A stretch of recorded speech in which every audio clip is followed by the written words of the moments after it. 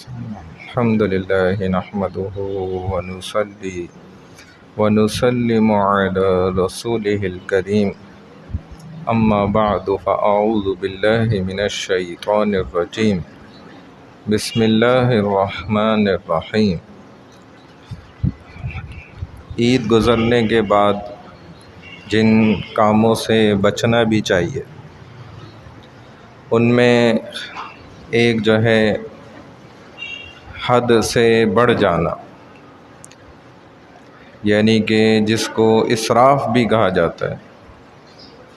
کل تو ذکر کیا تھا نا کہ اپنے رشتہ داروں سے ملاقاتیں کرنا، یہ بھی نہایت ضروری ہے، اور اگر عید کے ایام میں ملاقاتیں نہیں کریں تو اس کے بعد کر لیں، اور آپس کی جو رنجشیں ہوں ان کو ختم کرے۔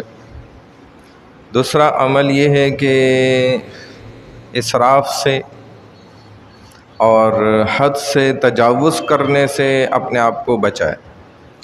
حد سے تجاوز کرنا دنیاوی امور میں بھی ہو سکتا ہے اور شرعی اعمال کے اندر بھی ہوتا ہے، کہ انسان جب بھی الحمدللہ عبادات میں لگتا ہے نا اور قربانی دینے کے لیے تیار ہو جاتا ہے اور بڑا عمل کرتا ہے کوئی، کیونکہ قربانی کا عمل یہ کوئی معمولی عمل نہیں ہے، بہت بڑا عمل ہے۔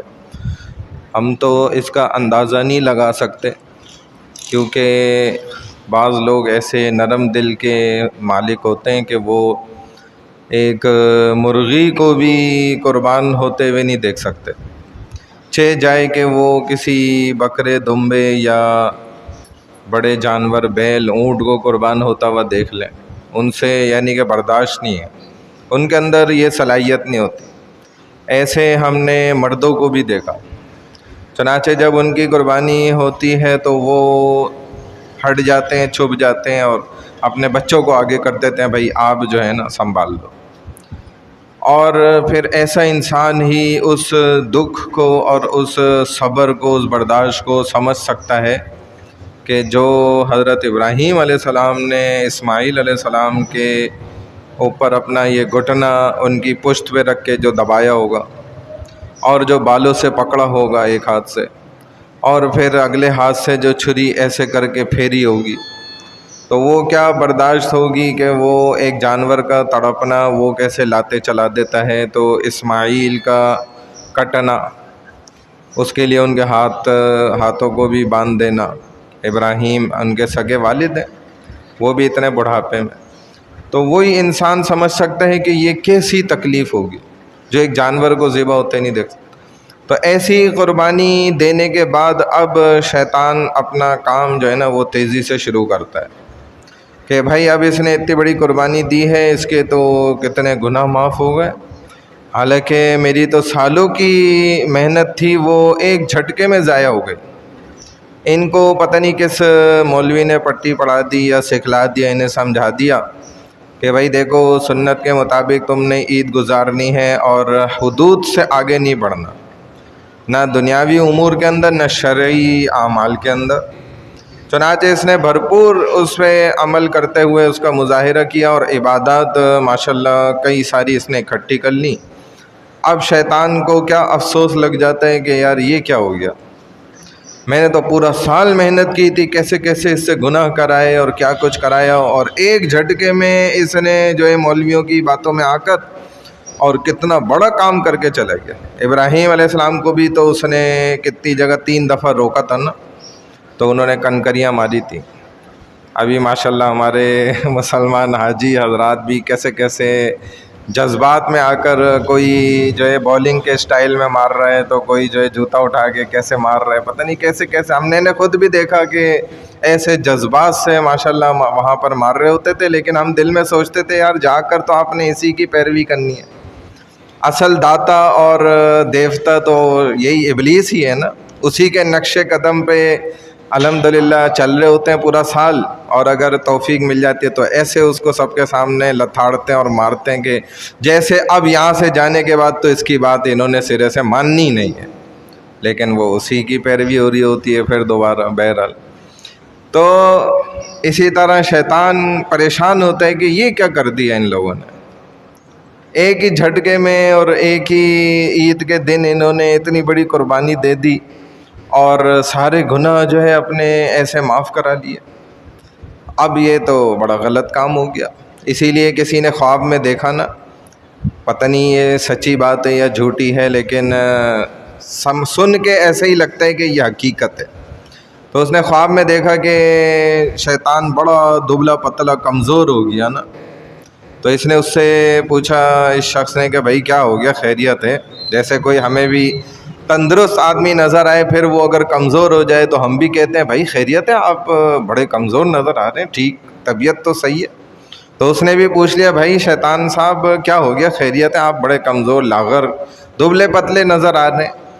شیطان نے بولا، بس میری تو کمر ہی توڑ کے رکھ دی ان مسلمانوں نے کہ جو مولویوں کی باتوں میں آ گیا.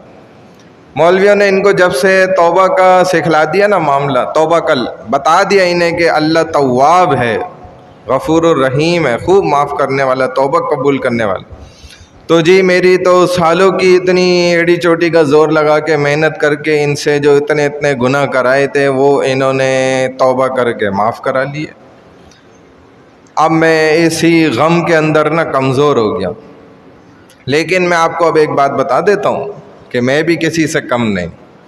اب میں کیا کروں گا، اب میں ایسے ان سے انشاءاللہ گناہ کراؤں گا نا انشاءاللہ کہ ان کو وہ پتہ بھی نہیں چلے گا کہ یہ گناہ ہوتا ہے، اور یہ اس میں ایسا لگیں گے جب ان کو اندازہ ہی نہیں ہوگا کہ یہ گناہ بھی ہوتا ہے، تو پھر توبہ کس بات کی کریں گے.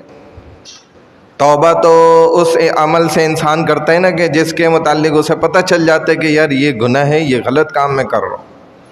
تو اس نے بندے نے اس سے پوچھا، اچھا وہ کیا کام کراؤ گے، ذرا بتاؤ تو صحیح. شیطان بھی دیکھے کھلا کھلا بتا رہے صاحب. تو کہتا ہے کہ میں ان کو بدعات کے اندر لگا دوں گا. اور بدعات تو واقعی ایسی چیز ہوتی ہے، ایسا عمل ہوتا ہے، انسان تو بیچارہ جو ہے نا یہ سمجھتے ہوئے کہ شاید یہ دین کا حصہ ہے اور اس کام کو کر رہا ہوتا ہے. حالانکہ آپ غور کریں تو بدعت کے اندر زیادہ تکلیف ہوتی ہے، اور عام جو سنت عمل ہوتا ہے اس کے اندر اس قدر تکلیف نہیں ہوتی، اس میں کم تکلیف ہوتی ہے. اور بدعت کے اندر زیادہ انسان تکلیف اٹھاتا ہے. یہ آپ کسی بھی جگہ پہ دیکھ لیں. تو اب جب اس نے کہا کہ میں بدعات میں لگا دوں گا اور ان کو پتہ ہی نہیں چلے گا، یہ تو سمجھیں گے کہ دین کا حصہ ہے، اور پھر اس سے توبہ کیا کریں گے. چنانچہ بدعتوں پہ لگ جائیں گے تو گناہ بھی ملتا رہے گا اور اوپر سے توبہ بھی نہیں کریں. لہذا اس نے کہا، ہاں یہ بات تیری صحیح ہے کہ اگر تو یہ کام کرے گا نا پھر تو واقعی بڑی اکثریت جو ہے نا تیرے ساتھ ہی جہنم میں واصل ہوگی، پہنچ جائے گی تمہارے ساتھ جہنم.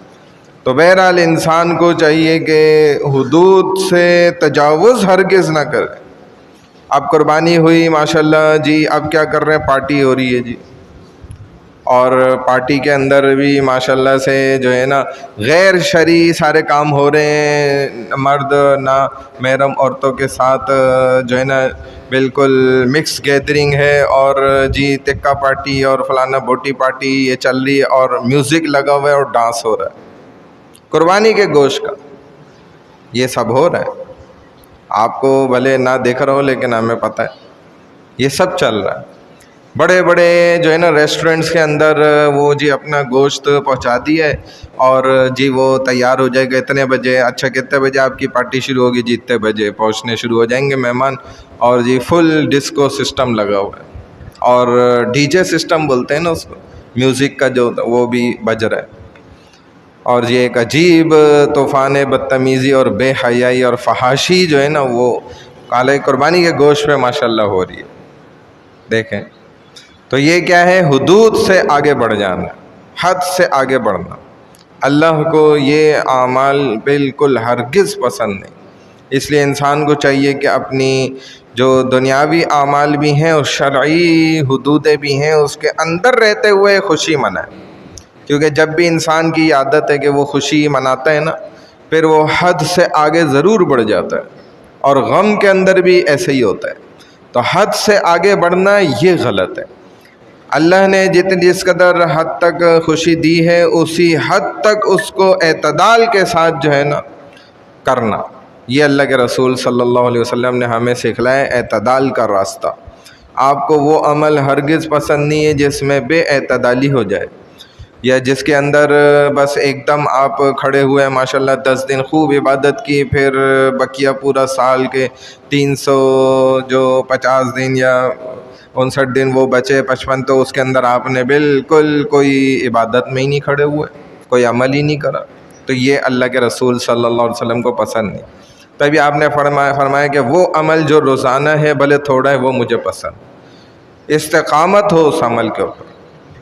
اللہ ہمیں عمل کی توفیق عطا فرمائے۔ سبحان اللہ و بحمدہ، سبحانک اللہم و بحمدک، نشہد ان لا الہ الا انت، نستغفرک و نتوب الیک، برحمتک یا ارحم الراحمین۔